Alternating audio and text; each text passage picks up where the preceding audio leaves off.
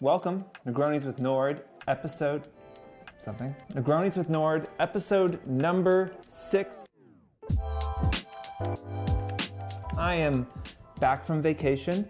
My spray tan has faded, unfortunately. What are we going to talk about today? We're also going to talk about making a bigger effort, the job that y'all are doing, right? This is a job. It's a different job. It's certainly not a traditional job, but it's a job. At the core of it, success as an influencer is going to be about your ability to build an audience and keep them engaged, create compelling, engaging content that people want to interact with. That is the crux. That's, let's say that's 80% of the job is that, right? And if you do an amazing job at that, you can probably be pretty shitty at the business side of things and get by. But it is getting more and more competitive out there. There are more and more influencers that are doing this full time. It's right now 10 million people consider themselves influencers, right? That's an enormous number. That's 3% of the US population that considers themselves influencers. There's a huge amount of competition, right? It can be a superpower if you run a tight back of house as an influencer and you run your business really effectively, and it's not even that hard. I'm gonna go through 5 things right here. Each of these things is adding a couple of minutes maybe to the work that you do, and these 5 things will absolutely help you book more deals if you are at the level as an influencer where you're getting brand deals. So now let's talk about first, before a campaign. We're gonna go in coming episodes much deeper into pricing and negotiation and how you do that more effectively. I want to say though that as an influencer, whatever the price you're charging is, you should have a clear explanation of how that price gets built up. What goes into that? If it's $2,000, how are you getting to that number? And this is not necessarily in Four's case, to justify it to us, right? For most of our clients, we have transparent pricing. So we tell them exactly what we're paying each influencer. So we don't make any more or less money depending on what the influencer is charging. That's just not how our business works. So for us, let's say you have 100,000 followers, and let's say the average price that people are charging who have 100,000 followers is $1,500 for an Instagram post. I'm just using this for easy math, okay? Let's say you charge $3,000. That's fine, okay? But if you're charging $3,000, if you feel like you're 2 times higher than the market, you need to have that clear explanation of why. It's $3,000 because, I get 50% reach on average, which I find is higher than the market. And you can see my engagement rate is higher than normal, and I drive a lot of sales generally. Or it's because I also run a business, and as an entrepreneur, I feel like what I do is less common and thus I charge more. Or I put a lot more time and effort into the content, shooting, editing, doing post, all of that, and thus there is a $1,500 production charge on top of the $1,500 you're paying for the post. Understand and have a reasoning behind what you are charging for. And even if you're in line with the market, have an explanation of how and why you're charging what you're charging. It's just gonna make your life much easier. And again, for us at Four, it's not about justifying it to us. It's giving us something to go back to the client to and say, this is why we think you should pay for this, right? This is the reasoning.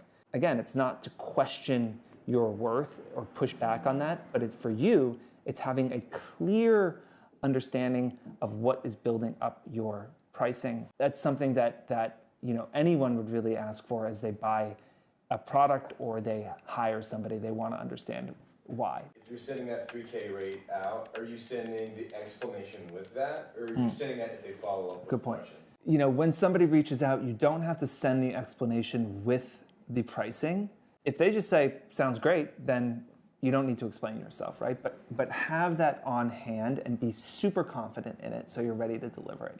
In the corporate world, we talk about accountability structures. In management, you have to help your employees understand what success looks like and hold them accountable for that. So as an influencer, if you don't know what success looks like, if you don't know what winning looks like, then how are you going to win? How are you going to be successful, right? It's a super simple thing to ask the campaign manager or the person that you're working with at the brand, and I guarantee it is a question they almost never get and they will be super thankful that you asked. Now, if you work with Four, we should be communicating that regardless. But if they don't tell you, ask them what success looks like so that you can make sure you're building your content. If success is driving traffic to their website, you're going to create much different content than if success is creating the most beautiful content possible. And if you don't know which one it is, then you're creating in the dark, and you could make something absolutely incredible and be totally wrong. It's not just about asking what success looks like before the campaign. Let's say it's multiple posts, check in, ask how you did, right? Again, if this is a normal job, you're asking for feedback all the time. If it's a 3-post campaign over 3 months, post 1 goes up. How did I do? What did you think? Anything I should focus on? Again, that's not something we ever really get from influencers, but something that would be hugely appreciated from the brand partners you're working with. Next up, should influencers be doing bonus content or not? I've heard from managers of high-ranking influencers that say absolutely not. You get what is contracted and absolutely nothing more. And look, I understand that. This is the key point. It's not about the current campaign you're in. You are not producing bonus content for the campaign you are contracted for. You are producing bonus content to close the next campaign. You're producing it so that they come back. We talked about retention a few episodes ago.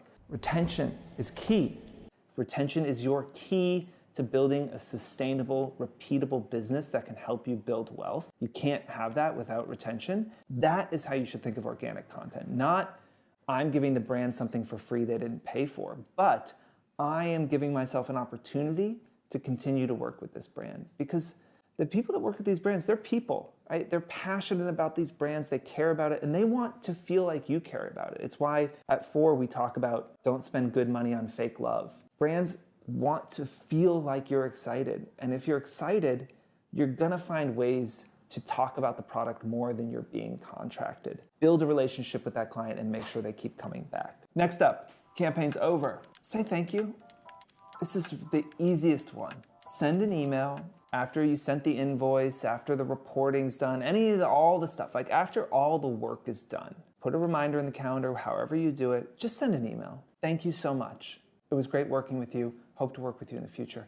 You know, we have 80 employees now, many of them who are working on these campaigns. At any given time, we're probably working with between 700 to 1,000 influencers. It is rare enough for one of those employees to get a thank you that they can remember the people that sent them. That's insane. There's like 5 influencers a year that might send them a thank you. Let's imagine you work at a company, you leave for another opportunity. Are you just gonna walk out the fucking door and not say bye to anyone? You're working with the brand and you're just walking out the door and not saying bye. Just wave bye. Better yet, if you're working through an agency, a platform, something like that, ask for the brand's email and send them a thank you. It is 5 minutes tacked onto every campaign that will make an enormous difference. Again, these are people. This is a relationship business. Build a relationship. Your content, your data, all of that is important, but your engagement percentage isn't building a relationship with someone. Say thank you. Last one. Brands understand they cannot afford exclusivity. What's difficult for an influencer is that while they can't afford exclusivity, they get hurt when you work with a competitor, especially if it's close to a campaign you've worked on with them. So let's use Nike and Adidas as examples. Let's say, you know, for the last year, you've done a number of campaigns with Nike. You had a great relationship. You've really enjoyed it. You haven't heard from them in 3 months. You get an email from Adidas, right? And Adidas wants to work with you on a project. That could be really exciting. Again, you have no exclusivity with Nike. That said, the person you work with at Nike, when they see the Adidas post, they're probably going to be pissed off. Again, fairly, unfairly, that's just the fact. This is a simple hack I heard from Brandon, who works at Four, which is just reach out to that other brand. In this case, reach out to Nike and say, hey, I have an opportunity in my inbox from Adidas. I would love to continue working with you, Nike. And so I'm just checking in before I go back to them to see if you have anything that we could work on together that would allow me to turn this down. The reason this is genius is that either one, they do, and you get to continue to build this relationship, have that retention, you know, build the relationship with the brand that you work with consistently. If they don't, they will be blown away that you asked, and what would have maybe hurt them and made them feel like a little slighted, they're gonna feel good about. You go do that post for Adidas now, and they feel like, well, I feel like they did a stand-up job. They asked me, we didn't have anything, I totally understand. And it doesn't impact your relationship at all. Now, 3 months later, Nike comes back to you, you continue working with them, right? But it's a super simple thing. I would say it only applies to those brands that you've worked with consistently more than once, who you have built a relationship with, or brands that you have very recently worked with and they're direct competitors. Just pop in and see if they have anything, and they will absolutely think different of you. As always, if you have questions, ask them. If not, I'll continue to come up with shit to talk about, and we will see you next week. Cheers. As you plan your next trip, I will just ask you to think about how hard is this place to get to, and take it a few steps. Go somewhere harder.